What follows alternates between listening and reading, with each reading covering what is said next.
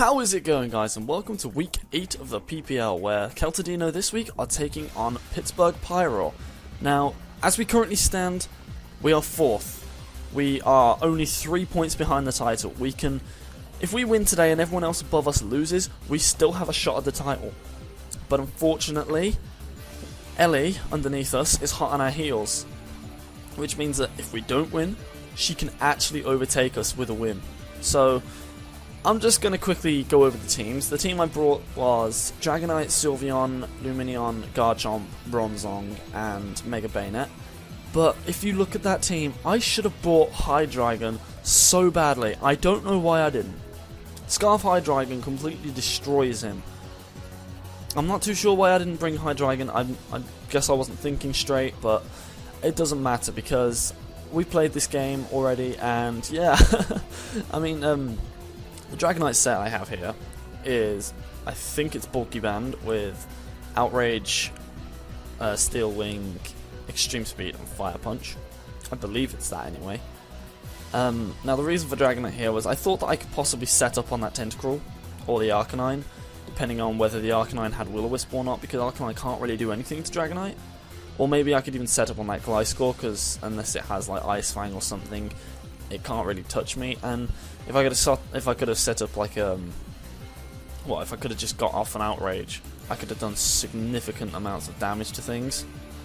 But hey ho, like Bulky Band just destroys souls. Extreme Speed was in case that Rotom Fan was really low on health and it was scarfed, and I kind of needed to just get a quick hit off and take it out. But yeah, a Bulky Band does the job no matter where I use it, so I can't really complain.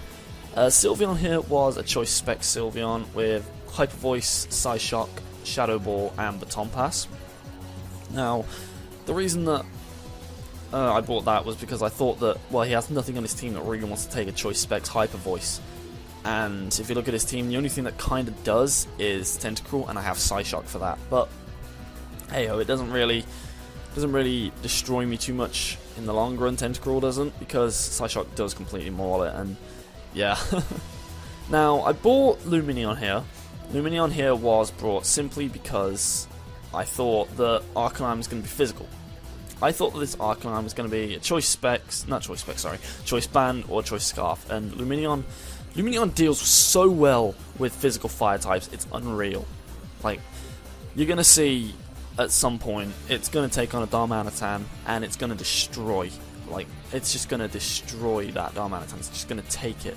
It's just going to take Flare Blitz, it's going to take U-Turn, take anything else it really wants to throw at me.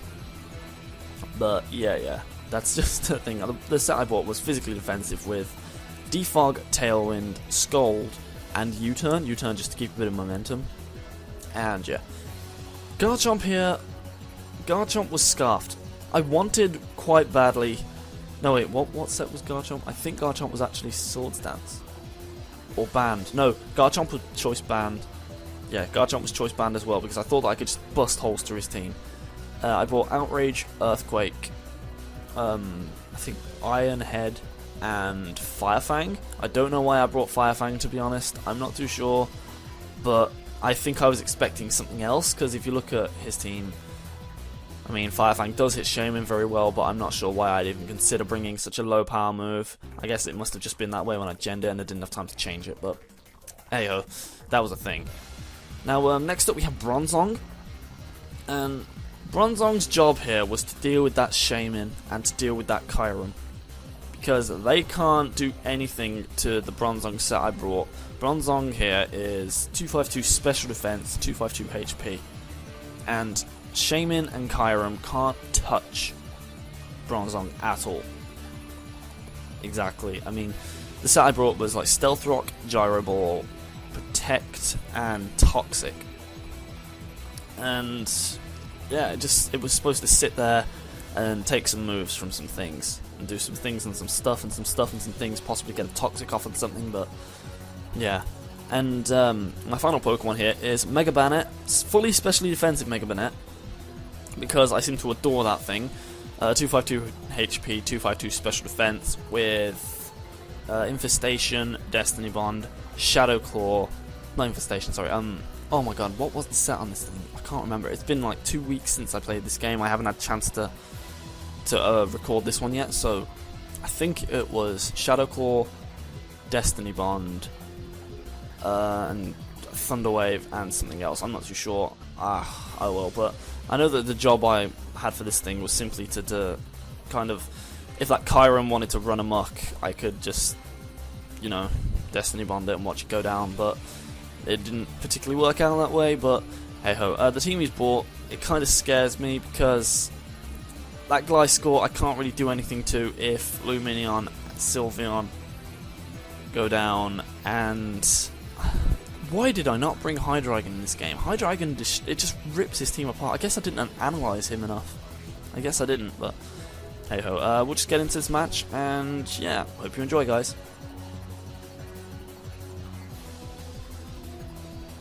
Slyroh is issuing a challenge, as it always says, and he leads off with his Arcanine. Now, I decided here to lead off with Dragonite because I thought I could punch a hole in his team, but the way it had Intimidate, it really scared me. It made me think that it was going to be a defensive one, and I didn't want to get a burn on my Dragonite, so I switch in DDR as fodder to take the burn, and he does indeed show me he has the Will-O-Wisp, which kind of ruins DDR, because DDR's leftovers were kind of the only thing that gave him any kind of residual healing, and goes for another Will-O-Wisp, expecting me to switch out again, but I go straight for a Tailwind, meaning that I can outspeed something, and I get the leftovers recovery, and, well, obviously the burn's going to do a bit of damage to me in a second.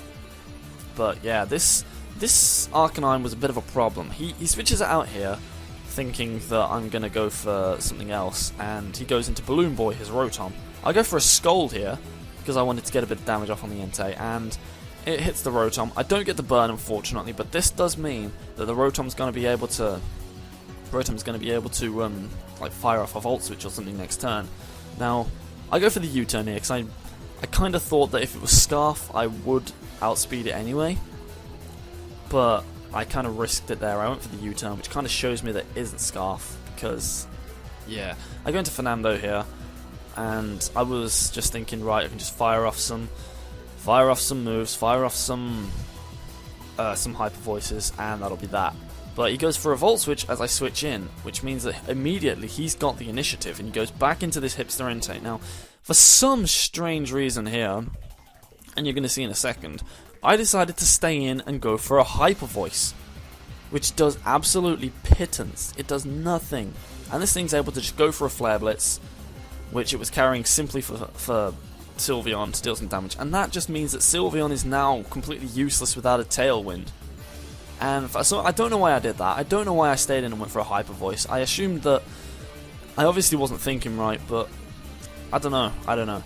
I switch it out here and go back into DDR, thinking, oh, that's fine. But it goes for a Morning Sun, meaning that it's got all that damage off on Sylveon, and I've got nothing to show for it.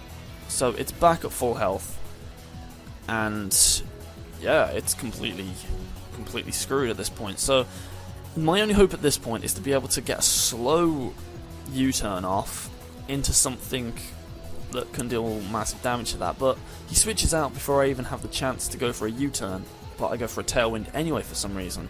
See, looking back on it, I made a lot of misplays already in this game.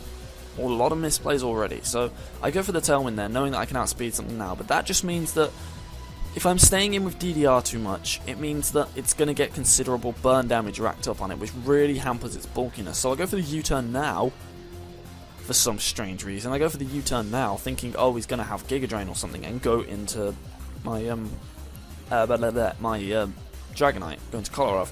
And he goes for the Giga Drain, confirming, because Slyroh's the type of person that would bring something like that. But it kind of does show me that it doesn't have leftovers.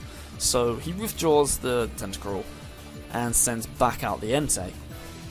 Now, I obviously know exactly what it's going to do here. But for some reason I went straight for an Outrage. I don't know why I did that. It does just over half, but I don't outspeed this Arcanine. I don't know why. I don't know why I didn't speed creep it. He doesn't know at that point, but he's going to send out Dr. Acula, the Gliscor, which is going to... It's going to take it.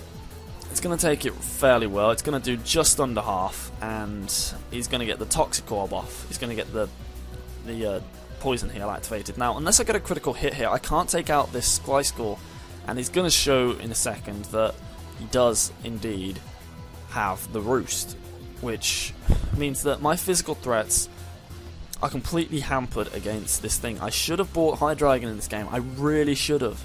Because I don't have Hydreigon, this Choice Band Dragonite is going to have no chance against that Entei and the Gliscor, because Band Dragonite does a lot of damage. It really does. It hits like a truck. But the fact that I'm having to avoid it getting burnt and avoid the possible Ice Fang from this Gliscor means that I can't really be too reckless with it. So he switches back in the Arcanine, sensing an opportunity to get up a Morning Sun and heal himself back to full. Well, not full, but nearly full. And he gets his leftovers recovery, and I get the Stealth Rocks up, thinking that, well, if I can just stop that Entei coming in as much, I can do something here. And it kind of made sense to me to have that happen. Now, I go for a Toxic here to get something off on that Entei. Not Entei, why do I keep calling it Entei? It's because of that goddamn nickname. To get some status off on that Arcanine, kind of stop it from staying in for too long and negate its leftovers recovery. So if it's Toxic and it's Stealth Rocked, it's not going to be able to come in that much, but that was good for me. That was good for me. So I think, well, nothing on my team really wants to take a Stealth Rock, switch in and get a burn, so I kind of just let it go there. I packed Rock Slide on this thing just for Arcanine, to be fair, just so like if it did decide to switch in on something I could smack it in the face, but now I'm burnt and I missed the move anyway, so I'm kind of just like, yeah, okay, that's a bit of a slap in the face, but hey ho, what are you going to do? I don't think it would have done anything anyway, but he decides to switch in the Shaman here. Now, I'm going to assume at this point that this thing had aromatherapy, because why else would he bring it in? Because it can't really touch me. So I switch in DDR, and I kind of assumed at this point that I didn't really have anything that wanted to switch in on this thing, because it could have had a Hidden Power Ice, it could have had Seed Flare, it could have had Earth Power, it could have had any kind of move. I didn't want to switch anything else in on it at this point, and this is a bad matchup for me. So I think, oh, he's going to go for he just goes for a Seed Bomb, revealing that he's physical, and that takes DDR out, even though it's physically defensive.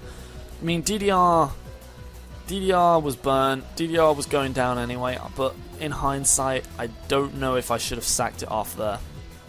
But I do go into Kolarov here, thinking, oh, I don't know what moveset this thing's running, so if I can get a couple of Outrages off on something, that would be very useful. He switches into the Rotom, thinking, right, the Rotom can't do anything now. It's got Stealth Rocks on the field, I might as well sacrifice it off. And yeah, obviously I go for an Outrage, which in hindsight I really shouldn't have done, because now that I've gone for the Outrage, it allows the Arcanine to come back in, but he didn't bring it in. He sensed an opportunity with his Scarf Kyurem to come in and just take out the Dragonite. I didn't play that very well. I shouldn't have locked myself into Outrage there, and he's able to revenge kill me there with an Ice Beam, and that's Dragonite down, and that's my biggest win condition there gone. Now the only thing I can do right now is go into 1Z and try and hopefully take something out. So I frisk its Choice Scarf, which I kind of already confirmed with the fact that he switched it in on the end there, but he goes back into Hipster Entei over here, just thinking he can take like a physical move or something with the Intimidate and all of that Jazzmatazz. And I Mega Revolve here, and I'm not sure what I go for. What did I go for here? I think I just went for a Shadow Claw or something, or a Thunder Wave or something. I went for Thunder Wave, I'm pretty sure. Yeah, I went for Thunder Wave here, thinking that, oh, if this thing thinks it can take me out, I can just get a Paralyze, and obviously it wasn't going to stay in. I knew I could take a move from that thing, so I don't know why I went for Thunder Wave first turn, but hey-ho. I didn't want to get Bannet burnt. I really didn't want to get Bannet burnt, so I switched in Bronzong, who was already burnt, to deal with it, and he goes for the Will-O-Wisp again, which, well, it kind of shows me that he's not really going to attack things. He's not really going to want to attack my team because he doesn't want to get a lot of recoil on it. So I realise at this point that he's probably just going to Morning Sun right now, or Flare Blitz me, and there's nothing that Kettle can really do right now. So I switch back out into Garchomp, thinking, oh, if there's a Flare Blitz coming, I can deal with it.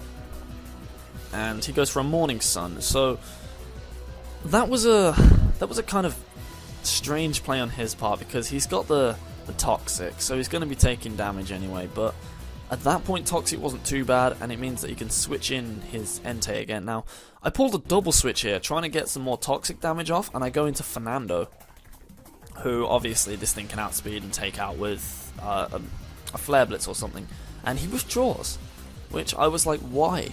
Why would you withdraw there? But he goes into Dr. Acula, and well, at this point I was just thinking, yeah, I might as well sacrifice Sylveon off, because Sylveon was too slow to outspeed anything. I don't have Tailwind, so Sylveon's kind of useless right now. But for some reason he double switches again. He may have thought that I speed crept him, and if I'd have gone for Psyshock here, that would have been a fantastic prediction, but I didn't want to Psyshock the Gliscor, and I thought that I was just sacrificing it off anyway, but he must have thought I'd speed crept it, but well, I go back into Kettle just to take like a Scald or something, or a Toxic or something, and he goes for a Scald, but I mean, Bronzong's going to take that like a champ. It's not going to do anything to Bronzong right there. And yeah, well, at this point I kind of realised that the game was over, and my only win condition here was possibly getting a crit with my Garchomp. So he goes for a Scald again. I just think, why not, I might as well go for a Rock Slide or something, so I go for a Rock Slide, and it misses again, so that was beautiful. That was absolutely beautiful. I tried to use Rock Slide 2 times in the game and miss it, even though it would have done nothing anyway, so that was kind of like slapping me in the face. And now he goes for the Rapid Spin to get the Stealth Rocks off his side, and that was kind of what told me it was, like, the game was over. It kind of told me what the game was over, and I go for Rock Slide, and it does absolutely nothing. So that just confirmed to me that the game was over. So I thought, you know what, I don't care, I'm getting some kills. I'm gonna just go balls to the wall and try and save my differential, because there's nothing else I really want to do right now. I just want to get some kills and possibly just like save my differential, because this game was a lost cause at this point, an absolute lost cause. I go for the Outrage, and well, obviously it's going to take out this Tentacruel. It's going to do like nothing, or it's not going to have any way of, well, you know, doing anything. So he goes back into Dr. Acula, assuming that I'm Scarfed. If I was Banded, it wouldn't have enjoyed this, but I go for an Outrage here, and I'm thinking, right, if I get a crit, I can possibly win this. I don't get a crit the first time, and it shows me the Ice Fang, which it does a lot. I get the Rough Skin, which made me think, well, maybe I can take it out. I mean, obviously with Poison Heal, that's just going to heal straight back up the Rough Skin damage. Now, if I'd have got a crit here, the game would have been back on. I would have had a chance. Unfortunately, I don't get a crit, and he's just going to be able to take me out with an Ice Fang. And yeah, all of that jazz. He's just going to go for the Ice Fang. I'm going to get the Rough Skin damage, but that's Garchomp gone. It doesn't quite take it out either, which was a slap in the face. And yeah, that was game at that point. I knew there was nothing else I could have done. So I just switch in Wanzi here. And you see, if he was an arsehole here, if he wasn't a nice person, he would have gone for something like a Roost there to save his differential. But he goes for an Earthquake just to try and get a bit of damage off and make sure that he can kill me with the Kyurem. So I get the kill with Banner, and he goes into Hipster Entei here. Now I'm just like, oh, you're going to burn me, aren't you? You're going to burn me and save your differential. And he gets the attack drop. I just go for Destiny Bomb thinking, why not? I might as well. And luckily he decides to go for the Flare Blitz. Now, if he'd have played that a lot differently, he could have saved both Arcanine and Gliscor there. He could have got a 4-0 rather than whatever he's going to get, but I managed to take down the Arcanine, and his last Pokemon here is this Kyurem, and I know I can't outspeed it with Fernando. Fernando is just dead weight at this point. Fernando was only dead weight. It's going to get the pressure on it. It's going to like live the Stealth Rock damage with 5 HP, but it's not going to outspeed a Scarfed Kyurem, and that's just going to destroy Fernando. And unfortunately Fernando goes down, which means that I lost the game. And do you know what the funny thing is? I can't even say that I played badly in that game. I genuinely can't even say that I played badly in that game, because it wasn't a bad match. I mean, I made some ballsy predictions. I tried quite hard in that. I can't even say I played badly, but because I didn't bring Hydreigon, it just meant that it was always an uphill battle from the start. I was up against 2 physical walls, and one of them which could take on my special, like, cannon. And he just counter-teamed me to perfection. There was nothing I could have done at that point, but I can't even say that I played badly. I played quite well with what I had. I went balls to the wall at the end. I didn't give up, but I think my bravery at the end kind of saved me a really humiliating defeat. And you know what, I'm fine with that. Slyroh played immaculately. He did what he had to win, and he played brilliantly. He counter-teamed me really well. He brought the physical Arcanine to deal with my Dragonite, brought Will-O-Wisp to deal with my Dragons. He brought Assault-Vested Tentacruel to deal with Sylveon. He brought the Scarf Kyurem to outspeed my Dragons. He had a great matchup from the start. And he played brilliantly with what he had. I'm just impressed with myself with how I didn't get completely, like, 6-0'd by that Scarf Kyurem. He knew exactly what he had to do to win against this team. He analysed it just from, like, the 30-second thing at the start, the team selection. He knew what he had to do. He knew my threats. He knew he needed to get rid of Bronzong, he needed to get rid of Lumineon, and he needed to get rid of, he needed to deal with Dragonite early on. And he did that.